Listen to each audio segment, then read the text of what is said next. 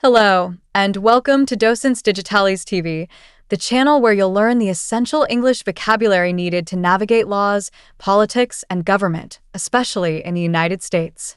If you've ever felt lost in political discussions or struggled to understand political terms in English, don't worry, you're in the right place. Here, we make learning practical, simple, and effective.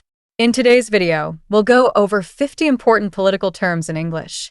These words will help you understand political conversations, follow the news, and express your own opinions with confidence. Let's get started. We'll begin with basic government terms. First, we have government, the system that controls and manages a country. Then, democracy, a system where people elect their leaders. In contrast, dictatorship refers to a government controlled by a single leader with absolute power. Now, let's talk about elections. An election is the process where people vote for their leaders.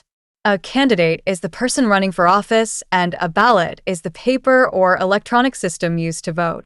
The popular vote refers to the total number of votes a candidate receives, while the Electoral College is the system used to elect the U.S. president. Moving on to law and legislation, we have Congress, the legislative branch of the U.S. government that makes laws.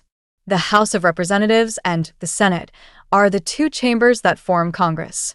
Legislation refers to the process of making laws, and a bill is a proposed law. If the president rejects a bill, that's called a veto. Now, let's discuss political ideologies. Liberalism supports individual freedoms and progressive change, while conservatism emphasizes tradition and stability. Socialism promotes government control over major industries, while capitalism is an economic system based on private ownership and free markets. Some common political terms in the news include bipartisanship, when two political parties work together, and partisan, when politicians only support their own party. You may also hear about sanctions, economic or political penalties imposed on a country, and diplomacy, the process of managing international relations.